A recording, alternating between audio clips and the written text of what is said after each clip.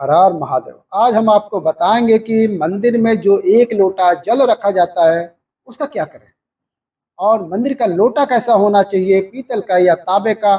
कुछ लोग ये गलतियां कर देते हैं और बाद में पछताते हैं। ऐसी गलती आप कभी मत करना, वरना कंगाल हो जाओगे, बर्बाद हो जाओगे। मंदिर में एक लोटा जल ऐसे कभी मत रखना। साथ ही जानिए दीपक घर में कौन से पदार्थ का रखना चाहिए, तांबे का, लोहे का, पीतल का या कांसे का, या स्टील का या मिट्टी का। कुछ लोग अपने पूजा घर में गलत तरीके से दिए को रखते हैं और उनका घर बर्बाद हो जाता है।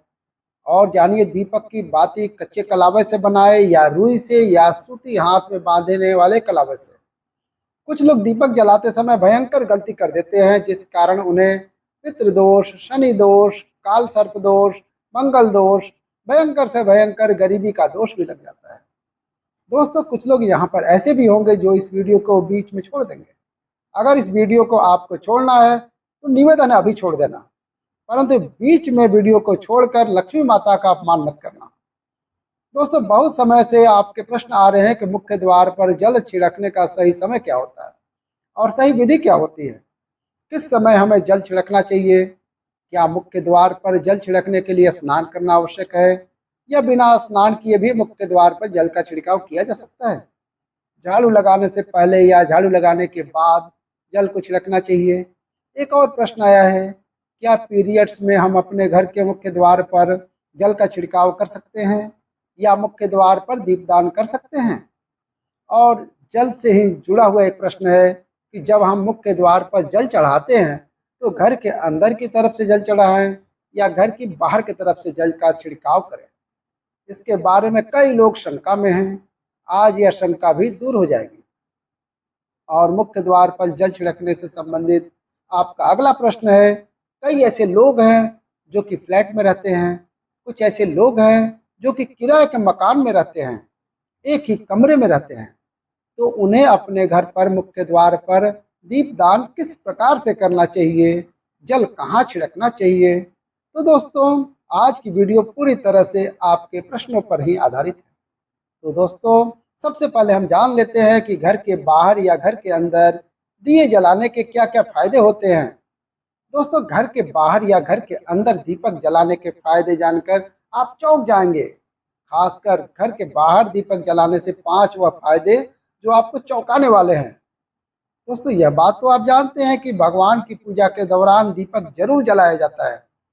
हिंदू धर्म में पूजा करते वक्त लोग देशी घी या सरसों के तेल का दीपक जरूर जलाते हैं तथा तिल के तेल का दीपक भी जलाते हैं।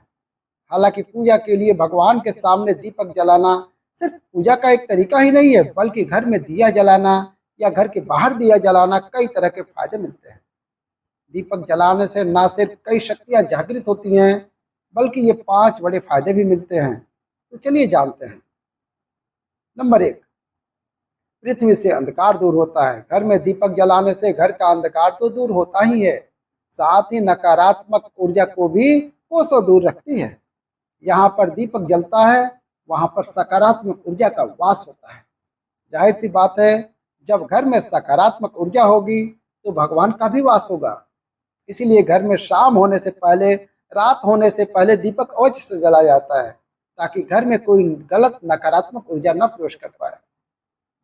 तेल से जले दीपक का प्रभाव उसके बुझने के आधे घंटे बाद तक वातावरण में बना रहता है, जबकि शुद्ध देसी घी का दीपक बुझने के बाद करीब 4 घंटे तक वातावरण को सकारात्मक बनाए रखता है।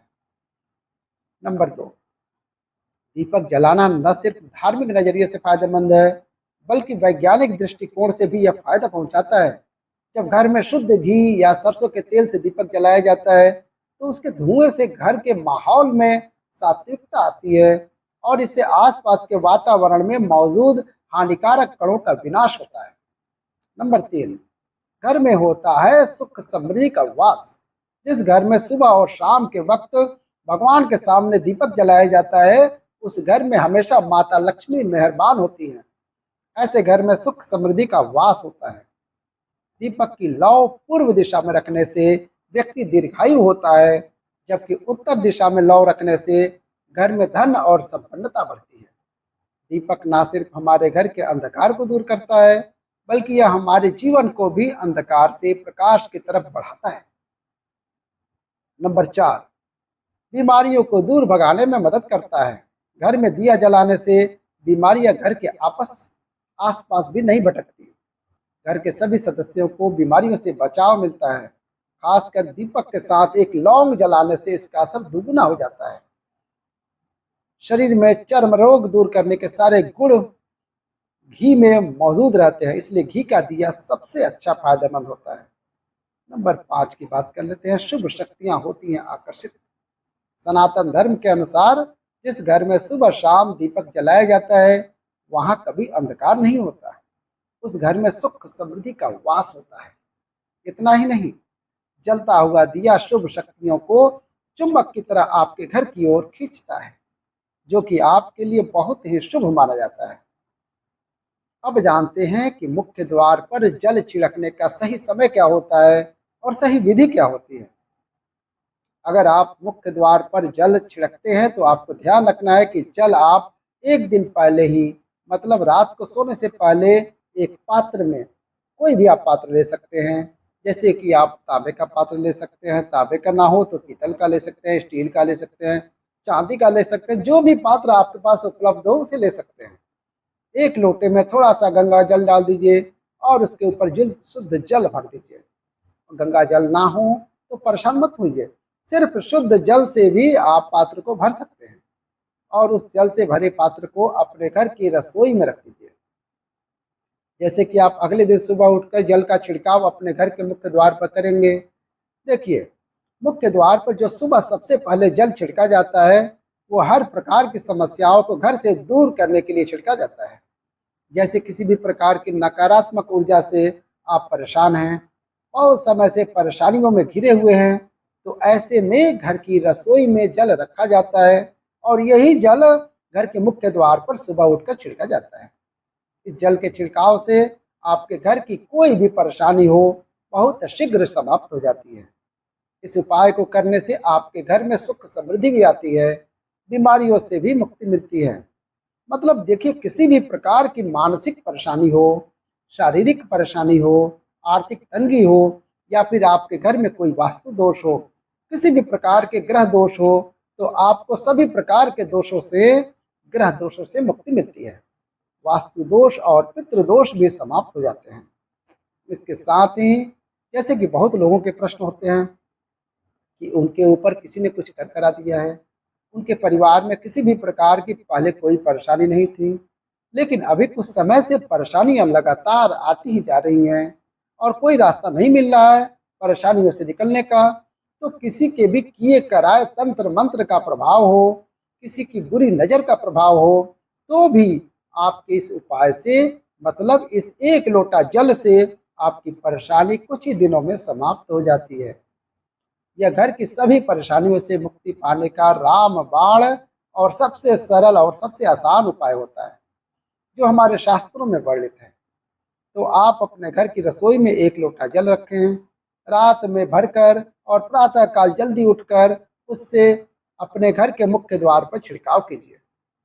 अब जैसे कि बहुत से लोगों का प्रश्न आता है कि यह जल हमें किस समय अपने घर के मुख्य द्वार पर छिड़कना चाहिए, तो देखिए, सुबह सूर्योदय होने से पहले इस जल का छिड़काव आपके घर के मुख्य द्वार पर हो जाना चाहिए। आप चाहें इसके बाद आप शुद्ध जल से, मतलब किसी भी दूसरे जल से आप अपने घर के मुख्य द्वार को धोते हैं तो कोई समस्या नहीं है, लेकिन इस जल का छिड़काव घर के मुख्य द्वार पर सूर्योदय होने से पहले हो जाना चाहिए। अब दोस्तों, आपका अगला प्रश्न है, क्या हमें स्नान करके इस जल का छिड़काव अपने घर के मुख्य द्वार पर करना चाहिए या फिर बिना स्नान किए भी कर सकते हैं? देखिए, यह जो हम जल चढ़ाते हैं, मतलब ये जो एक उपाय होता है, इसे हम स्नान करने के बाद नहीं करते हैं। सुबह जल्दी उठते हैं और उठकर सबसे पहले घर की रसोई में जाएंगे, उसके बाद उस जल को लेकर अपने घर के मुख्य द्वार पर जाएंगे। मुख्य द्वार खोलकर मेन गेट खोल दीजिए और उसके बाद मुख्य द्वार पर इस जल का छिड़काव कर दीजिए। और जल का छिड़काव करते समय अपने पितरों का ध्यान कीजिए, माँ लक्ष्मी का ध्यान कीजिए, क्योंकि कहा जाता है कि सुबह सुबह माता लक्ष्मी प्रत्येक द्वार पर आती हैं, सबके द्वार पर आती हैं। जिनके भी द्वार खुले रहते हैं, जिनके घर में जल का छिड़काव मुख्य द्वार पर हुआ रहता है उसके घर में प्रवेश कर जाती है। तो आप माता लक्ष्मी का अपने मन में ध्यान कीजिए, एक तरह से प्रार्थना कीजिए, हे माँ लक्ष्मी, आप मेरे घर में प्रवेश करें, आपका स्वागत करने के लिए मैं तैयार हूँ। और उसके बाद अपने पितरों का ध्यान कीजिए, क्योंकि जो हमारे घर की दहलीज है वहीं पर पितरों का वास माना जाता है। जब आप अपने दहलीज पर जल के छींटे देते हैं तो आपके पितर बहुत प्रसन्न हो जाते हैं और उनका आशीर्वाद भी आपको प्राप्त होता है। तो सुबह जो आप जल छिड़कते हैं इसके लिए स्नान करने की आवश्यकता नहीं है, बिना स्नान किए भी आप कर सकते हैं। दोस्तों, वीडियो में आगे बढ़ने से पहले आपसे छोटा सा निवेदन है कि कमेंट बॉक्स में जय माता लक्ष्मी अवश्य लिखें। साथ ही हमारे चैनल को सब्सक्राइब करके बेल आइकन को भी क्लिक कर दें। तो दोस्तों, आपका अगला प्रश्न था, मुख्य द्वार पर जल का छिड़काव झाड़ू लगाने के बाद करना है या झाड़ू लगाने के पहले भी छिड़काव कर सकते हैं? तो देखिए, जैसा कि मैंने आपको पहले ही बताया था कि उठने के बाद सबसे पहला कार्य जो आपको करना है वो जल का छिड़काव ही करना है। उसके बाद आप झाड़ू लगा सकते हैं। लेकिन एक चीज़ का ध्यान रखिए, जब हम सोकर उठते हैं तो सबसे पहले बिस्तर पर बैठे हुए ही अपने दोनों हथेलियों को एक साथ देखना चाहिए और हथेलियों को देखते हुए माँ लक्ष्मी का ध्यान करना चाहिए। कराग्रे वसते लक्ष्मी, कर मध्य सरस्वती, कर मूले तु ब्रह्मा, प्रभाते कर दर्शनम। इस मंत्र का उच्चारण आप चाहें तो कर सकते हैं, नहीं करते हैं तो कोई बात नहीं। उसके बाद दोनों हाथों को जोड़कर सभी देवी देवताओं को प्रणाम किया जाता है और उसके बाद अपने हाथ से पृथ्वी का स्पर्श करते हैं, धरती को छूकर प्रणाम करते हैं 2 बार या 3 बार, या उसके बाद अपना दाहिना पांव पृथ्वी पर रखते हैं। उसके बाद ही बाकी के जो सभी कार्य होंगे वो उसके बाद ही किए जाएंगे। जल का छिड़काव आप उसके बाद ही करेंगे, मतलब सुबह उठने के बाद सबसे पहले हथेलियों के दर्शन, फिर धरती को प्रणाम कीजिए, फिर धरती पर पैर रखिए। उसके बाद रसोई घर में जाकर आपको जल लेना है और घर का मुख्य द्वार खोलकर मुख्य द्वार पर जल का छिड़काव करना है। माता लक्ष्मी का और अपने पितरों का ध्यान रखना है। उसके बाद अपने घर में आ जाएंगे। उसके बाद जो भी आपके रूटीन वर्क होते हैं, झाड़ू लगाएंगे या फिर आप स्नान करेंगे, ये सभी कार्य उसके बाद किए जाएंगे। जैसे कि कई लोगों का प्रश्न आता है कि जब हम जल का छिड़काव करते हैं तो क्या उसी समय घर के मुख्य द्वार पर झाड़ू लगाकर या पानी डालकर क्या मुख्य द्वार की अच्छे से सफाई कर सकते हैं? जी हाँ, बिल्कुल कर सकते हैं। पहले आप जो रसोई में रखा हुआ जल है उस जल का छिड़काव कर दीजिए। उसके बाद और भी पानी डालकर, मतलब आपके पास जल उपलब्ध है तो और जल लेकर घर के मुख्य द्वार की अच्छे से सफाई करिए, झाड़ू से या जैसे मन वैसे सफाई कीजिए। और प्रश्न आया है कि हम किसी फ्लैट में रहते हैं या किसी ऐसे कमरे में रहते हैं, किराए के कमरे में रहते हैं, हमारे पास एक ही कमरा है, तो जल का छिड़काव या दीपदान कहाँ पर करें, किसे हम अपना मुख्य द्वार माने? जो आपका अपना कमरा है या जो आपका फ्लैट है जहाँ पर आपका नेम प्लेट लगा हुआ है, आप उसी स्थान पर दीपदान करेंगे और उसी स्थान पर आपको जल का छिड़काव करना है। मतलब जहाँ पर एक ही कमरे का मकान है तो आपके कमरे का वही दरवाज़ा है, वहीं पर थोड़ा-सा आपको जल छिड़कना है और वहीं पर आप दीपदान भी करेंगे, जो कि मुख्य द्वार से जुड़े हुए उपाय होते हैं।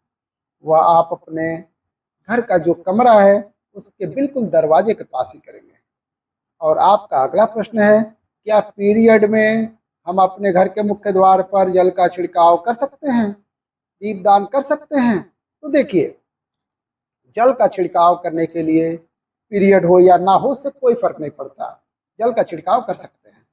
रही बात दीपदान की, तो दीपदान कार्मिक पूजा में आ जाता है। कार्मिक पूजा में हम बिना शुद्ध हुए नहीं कर सकते हैं, मतलब पीरियड समाप्त होने के बाद ही आप कर सकते हैं। बाकी जल का छिड़काव आप कभी भी कर सकते हैं, पीरियड्स में भी कर सकते हैं, कोई समस्या नहीं है। आपका प्रश्न है, क्या मंदिर में जो हम जल रखते हैं क्या वो रखना जरूरी है? अगर हम रखते हैं तो उस जल का क्या करें? मंदिर में जल रखना बहुत आवश्यक है। जल एक ऐसी चीज होती है जिसमें सभी प्रकार की एनर्जी जो होती है जल में समाहित हो जाती है। जो हम पूजा पाठ करते हैं, मंत्रों का जप करते हैं या वहाँ पर प्रार्थना करते हैं, जो भी हमारे मन की कामना रहती है कहते हैं, भगवान से सभी चीजें वो जल में समाहित हो जाती हैं। इसलिए पूजा करने से पहले घर के मंदिर में एक लोटा जल रखा जाता है। उसके बाद दीपदान, एक दीपक प्रज्वलित कर दिया जाता है। यह अग्नि और जल का एक तरह से बैलेंस भी हो जाता है। इसलिए शास्त्रों के अनुसार घर के मंदिर में एक लोटा जल हमेशा होना चाहिए और दीपक भी प्रज्वलित करना चाहिए। अब इस जल का क्या करना चाहिए? जब हम जल रखते हैं, सुबह की पूजा में रखते हैं, सुबह जो हम पूजा करते हैं प्रातःकालीन पूजा, उस समय जल रखा जाता है और वह जल हम अगले दिन उठाते हैं। मतलब जब आप अगले दिन पूजा करने जाते हैं तो सबसे पहले तो उस जल का प्रयोग सुन लीजिए। आप अपने घर के सारे कमरों में, मतलब पूरे घर में उस जल का छिड़काव करते हैं तो इससे आपका घर शुद्ध हो जाता है, क्योंकि वह बहुत ही पॉजिटिव एनर्जी से भरा हुआ जल होता है। इससे कई बीमारियां भी दूर हो जाती हैं। उस जल का छिड़काव करने से किसी भी प्रकार की नकारात्मक ऊर्जा का प्रवेश आपके घर में नहीं होता है। किसी भी प्रकार की परेशानियां आपके घर में, अगर आप नियमित तौर पर उस जल का छिड़काव करें अपने घर में, तो निश्चित ही आप परेशानियों से मुक्ति पा जाते हैं। कई बार होता है ना कि आप लोगों के प्रश्न आते हैं कि दवाई तो हम कर रहे हैं पर दवाई हमें लगता ही नहीं है, दवाई का कोई प्रभाव भी देखने को नहीं मिलता। तो ऐसे में अगर आप दवाई के साथ साथ उस जल को पीने के लिए रोगी को दिया जाए, यानी मेडिसिन इसी पानी से अगर खाई जाए, तो बहुत अच्छी दवाइयाँ काम करने लग जाती हैं। जैसा कि परिवार में बहुत अधिक क्लेश रहता है, हमेशा आपस में हर बात पर मतभेद होता है, तो परिवार के सभी सदस्य इस जल में से अगर थोड़ा थोड़ा पीते हैं तो धीरे धीरे विचारों में परिवर्तन आने लगता है। सकारात्मक विचार सभी को होने लगते हैं और आपस में समन्वय होने लगता है। घर से कलह, कलेश और मतभेद हमेशा के लिए समाप्त हो जाते हैं। और मंदिर में रखे हुए जल का अगला उपाय क्या है? देखिए, अगर आप कोई दुकान करते हैं, कोई व्यापारिक स्थल है, आपका प्रतिदिन इसी जल में से थोड़ा सा जल ले जाकर अपने दुकान पर, व्यापारिक स्थल पर छिड़काव करें। इससे आपका दुकान, आपका काम बहुत अच्छा चलता है। मतलब किसी भी प्रकार की परेशानी आपके व्यापारिक स्थल पर नहीं आती है। जैसा कि मैंने आपको बताया है, यह जो जल होता है बहुत पावरफुल होता है, बहुत पॉजिटिव होता है। मंदिर में रखा एक लोटा जल पावरफुल और पॉजिटिव एनर्जी से भरा क्यों होता है? क्यों इसमें सकारात्मक ऊर्जा का भंडार होता है? आइए जानते हैं। जल जो होता है अमृत, मीठे मीठे फल हुए, भोजन हुआ, अनाज हुआ, उससे भी बढ़ के माना जाता है। देवी देवता आपके दिए हुए इसी जल को ग्रहण करते हैं।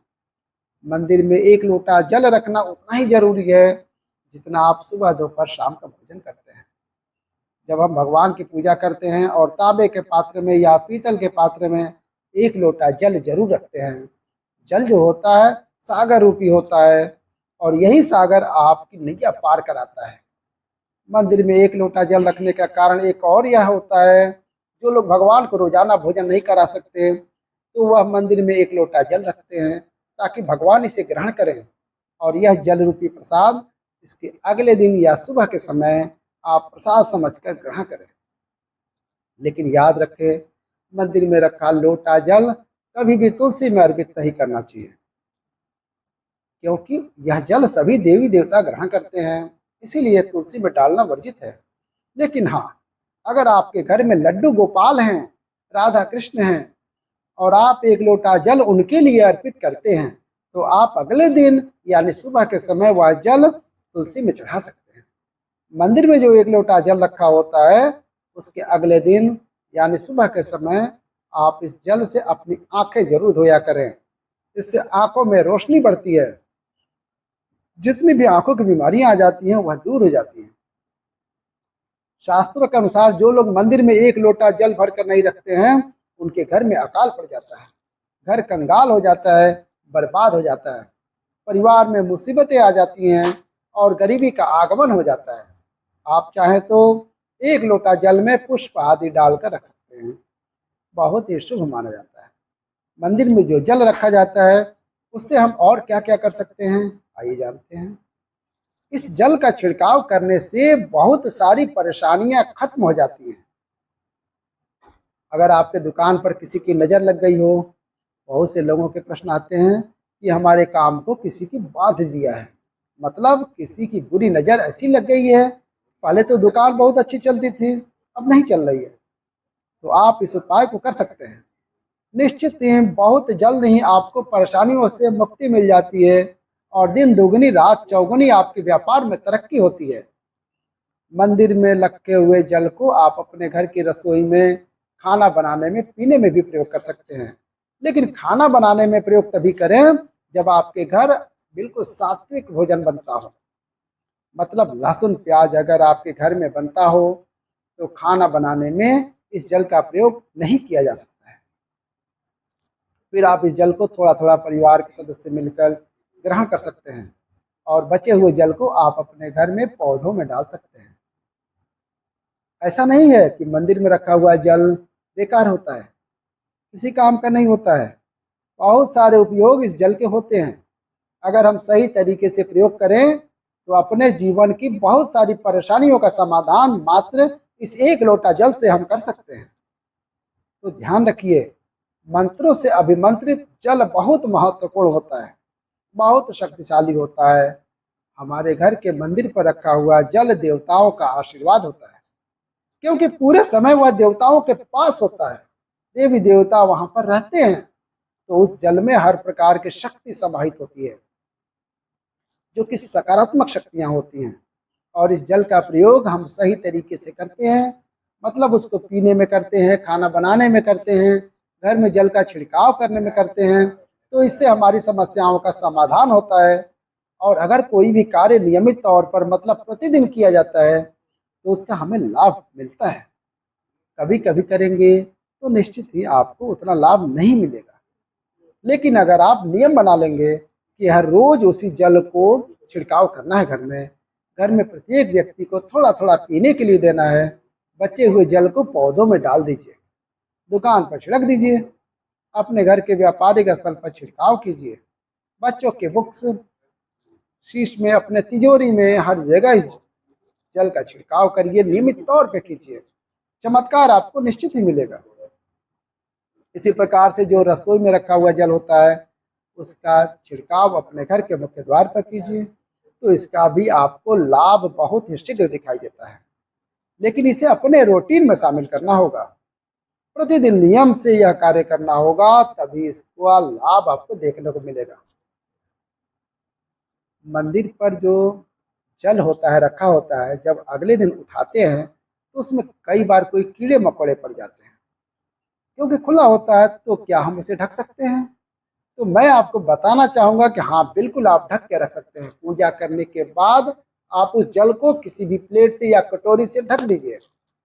फिर जब आप उसे अगले दिन जल को उठाएंगे तो बिल्कुल शुद्ध और साफ सुथरा जल आपको मिलेगा, और जल का प्रयोग आप अपने किसी भी कार्य में बेहिचक कर सकते हैं।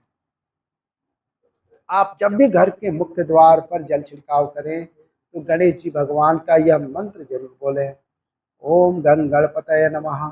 और जो हमने वीडियो में आपको बताया है उसे ध्यान पूर्वक अच्छी तरह से समझकर अपने घर के मुख्य द्वार पर जल का छिड़काव करें।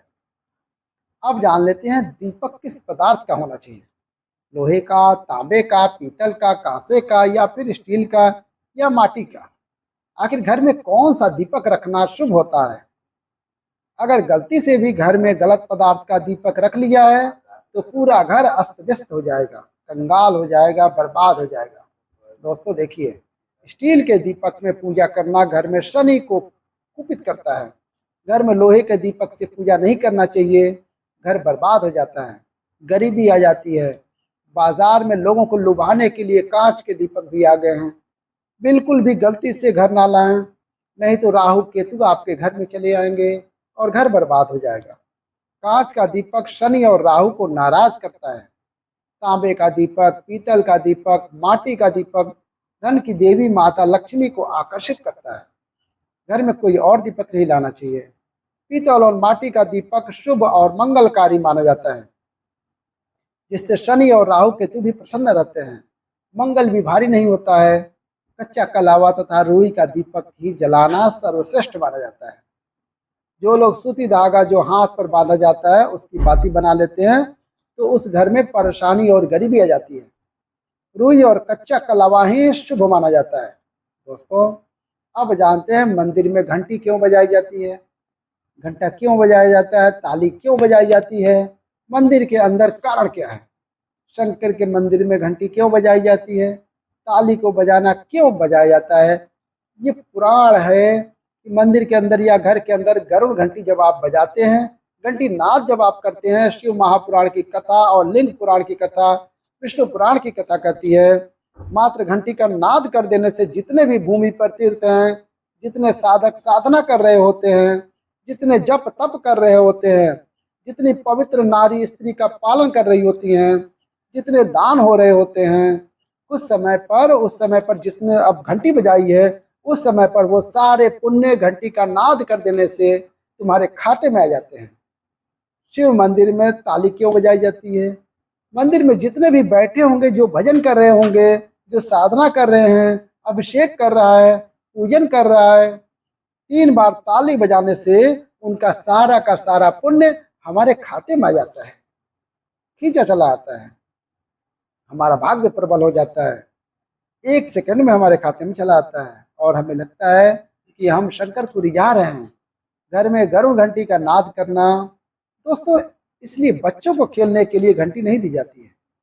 गरुड़ घंटी कोई खेलने की चीज नहीं होती है, दूसरा सामान दे देंगे पर गरुड़ घंटी नहीं देंगे। क्यों नहीं देते, क्योंकि गरुड़ घंटी का जब नाद किया जाता है तो सबका पुण्य हमारे खाते में आ जाता है। कोई साधारण नहीं है घंटी बजाना। पूजन के समय, स्मरण के समय पर भवन आदि करना चाहिए, इसलिए घंटी भी हर कभी नहीं बजाई जाती है।